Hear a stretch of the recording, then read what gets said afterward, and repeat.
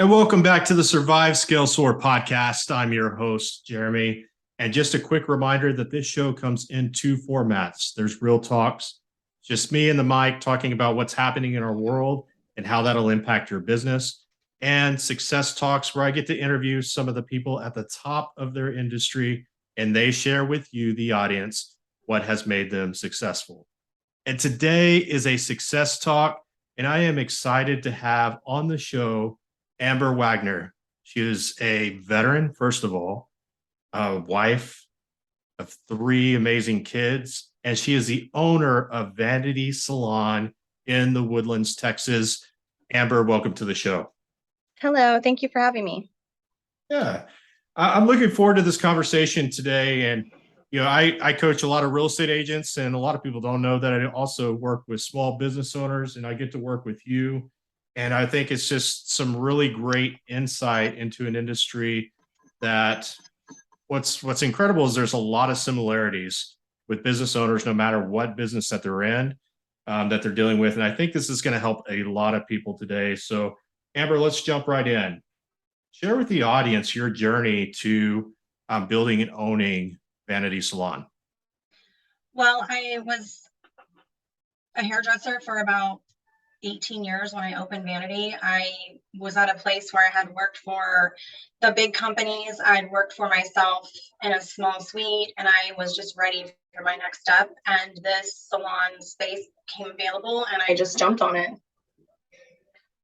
And so you've been doing hair for a long time. So, a lot of people may see you've had Vanity for a shorter period of time, but what they don't realize is all the work that you've put in over the years. Oh yes. Lots of education, lots of time behind the chair, lots of moves that I've done, and I've rebuilt my clientele several times. I've had my three kids. So yes, I've been in the industry for a very long time. Yeah, I love that, because a lot of people just kind of see what's above the surface with the business. They're like, oh, cool, she's got a salon. And Right. They don't realize all the work or the other things that are happening in life, having kids and For sure. making the moves, the education, the pain, all the different stuff that goes into what's really awesome. And that's your business. What gets you excited when you wake up every day to go to your business? I would say the community that we have built here at Vanity, with the other stylists, and also the education, bringing in new stylists and just helping them learn the industry, helping them learn how to do hair, because when they're in school, they don't really get that as much. They just get the book work to pass their tests, and then they're kind of just thrown to the wolves. So it is really exciting for me to bring a new stylist in and kind of teach them and mentor them and be there for them. I love that. And I want to hit on something with the audience, that if, especially those who are thinking about going into a certain industry or field that requires licensing. You hit on something there that I think is really important. When you're going through that process of getting a license, you're really just kind of getting the head knowledge. Yeah, right. You just shared that it's a lot different once you get into the industry, and you need to be with great people like you that can train and mentor. Is that correct? Right. Yes. Awesome. What do you think is the biggest challenge that you face? Owning my business or starting my business. I feel like my biggest challenge is delegating. I actually have two. I feel like one's delegating and the other one is time management, and just trying to make sure that everything gets done, but also realizing that I can ask for help from, employees, or hire out help if I need to. And that has been the hardest part of owning a business for me. So you did hit on it there, and I do want to ask the question now: is what was the hardest thing for you when starting the business? Delegating again. Just, me and my husband came in here and redid this entire salon in 1 month. I think the only things we actually didn't do ourselves were the plumbing and the electricity. Obviously, we're not plumbers or electricians. So, but I do feel like I could have delegated some of that out, and it would have been a lot less stressful. Yeah, that leverage is huge. When we're sitting there thinking that, well, we can just do this all on our own, or we'll do it better. Right. Sometimes that brings to light that, well, there are other people out there that might not do it 100% like we would, but if they even do 70%, it could make a huge difference in how fast we can grow. Well, and I'm really particular about the way I wanted things done. And, it's just, that is one thing I wish I would have kind of took a step back and allowed myself to have some help, because it was a very stressful month. So do you think that being particular, do you think that's because of the brand that you want people to come in and experience? You want it to be in a certain way that it reflects you and the business and the experience they should get? Yes, I do. Awesome. Go a little deeper on that. Like when somebody walks in, what do you want them to feel when they walk through your doors? I want them to feel welcome, first of all. I want them to feel like they're walking into a place where everybody knows their name, right? If you're a client here, I want people to stop what they're doing, and when you walk in, say, hey, how are you? Who are you here to see? Let me get them. Customer service is huge for me, and I wanted that. But I also wanted people just to see something like artsy and not so cold and, more bland. I feel like for me, colors, I wanted a lot of color. I wanted it to be kind of industrial, but I still wanted it to be like warm. Yeah, I love that, to feel like they're welcomed, to feel like it's a comfort, safe place to go to, Right. Yes. where they could open up as well. Yes. Yeah, I love that. Yeah, and you said where everybody knows your name. So my younger audience, probably they will not get this, but and I'm not gonna sing it. The Cheers TV show, that's why they were so successful, because it was a bar where everybody knew the name. So I love that. What is a lesson you've learned since opening the business, and how have you applied that? I have, my gosh, I've learned so much opening in this business. I would not have ever called myself an entrepreneur, but I do now, obviously. But I feel just like my time management, making sure things get done. I haven't always been strong in paperwork, and I'm getting so much better. And like just the outside, it's I'm great at behind the chair. It's the in front of the chair that, kind of catches me sometimes, where I'm trying to keep up. But I think I'm doing a lot better, and that's been a big challenge, but I'm doing better. And I see that with a lot of business owners. I coach a lot of real estate agents, obviously, and they could be really, really good at the sales part, but absolutely horrible at managing the behind the scenes, the administrative side of the business. It's really hard to balance, but you probably don't realize as many hats as you wear, especially when you start out as a solopreneur, and then as you grow, you probably have identified, hey, there's some skill sets I need to work on, and yes, it's a constant growth. It's a little humbling at times, but it's good, and growth is good, and it's necessary. So when you started out and you initially opened up the salon, were you anticipating that these things were coming, or is it something that it's like, okay, I got to regroup and figure this out? I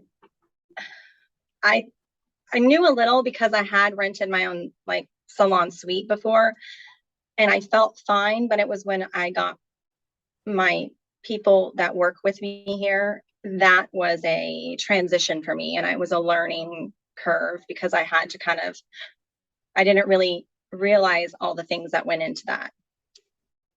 Yeah, I think especially when you're building a team, right? You're now having to start work on those leadership skills that you might not have had to before. Yes. Awesome. And you're building a team. Yes, I am. Good. Somebody's thinking about becoming a stylist, or they're thinking about opening a salon just like you have done. What's one piece of advice you'd give them? I would say, like we talked about before, finding a salon where you fit, and where you have support, and you have a mentor and someone that's willing to put their time into you, and help you work your way up in this industry. I mean, you have to build your clientele. You have to have the support of other stylists. It's helpful to be in a salon with busy stylists, because a lot of the times we'll get overflow and be able to pass on to the newer stylists. And, it's just nice for them to have that kind of a support system. Yeah, I have to agree with that. I think you've got to find the right fit, the right person to go learn from. Mhm. And I think in those lessons that you learn there, you kind of shortcut your way to success instead of going through, you've gone through all the failures and learned the lessons through those failures, and you could help shortcut somebody. And so I think we've got to go find who we want to be and go align with them. Well, and another thing is I think that a lot of stylists, our future stylists, get scared to go out and get a job while they're in school. And I think that's so important to assist as soon as you're able to. As soon as you hit those hours, get out there, find a salon, and start just working in a salon. It's a game changer as a stylist. Yeah, I think it goes back to, they're getting all the head knowledge, but if they could get out in front of that and start getting some of that experience, it's going to put them in a lot better place when they do have the ability to make a decision, whether it's to stay on with that salon or go start their own. I think that's really important. For sure. I know you've had probably several growth moments over the years in your business, and I know we've talked about some of the growth that you're looking towards in the future. Share with the audience, what is Vanity Salon? What's the next steps ahead? Salon wise, my goals are to expand, obviously. I want to possibly expand as much as opening my own beauty school within a salon. So that's going to be a huge growth. I'm not sure on the time frame on that, but that's definitely a goal. I'd say 5-year plan. Also, I'm starting my own hair extension line, and I'm trying to get that launched by next year. I just want to continue here in the Woodlands, growing my team, and keep doing hair behind the chair. I think that's great. You have that vision, and both those things you mentioned, I know, are not like overnight. Hey, I could start this tomorrow. It requires a lot of planning. It requires finances. It requires timing, and so getting all those things in line. But I think it's really important that you do have that vision. I see a lot of business owners that are out there, and they're just kind of floating in the wind. If growth comes, great. If it doesn't, you're being very purposeful about that. Tell about the services that you offer at Vanity Salon. Well, we pretty much offer every hair service, extensions, cuts, colors, highlights, specialty colors like balayage, color correction. We offer Brazilian blowouts. I've been doing so many perms, do perms. We also have an esthetician here at the salon. She does facials. She does microdermabrasion. She has a lot of cool little gadgets in there that she works with. You could even pop in weekly for a shampoo and style out. So we offer pretty much everything. Can you fix this back here for me? I've got this bald spot that's starting to I got you. show up. All right. That's great that you have all those services. There's a lot of places you'll go into that offer one or two different things, but it sounds like you're pretty close to a one-stop shop. And then with the new things that you're adding, that's going to be amazing for your clients. So somebody's listening to this, they live the salon is in the Woodlands, Texas. It's north of Houston, Montgomery County area. Somebody's listening to this and they want to book an appointment with Vanity Salon. How do they do that? They can call the salon, or they can check out our website. It's vanitysalontx.com. And there's a link on there that they can click and fill out what they're wanting, and we'll get right with them, or they can call. Great. And y'all do walk-ins too, I'm assuming. We do offer walk-ins, yes. Great. So if you want to book an appointment with Vanity Salon, either with Amber or one of her team members, visit vanitysalontx for Texas.com. Again, vanitysalontx.com. Amber, I really appreciate you being on the show today. There's a Thank lot you of for having lessons. me.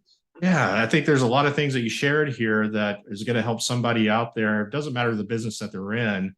One of the things I heard and impacted me was the leverage portion.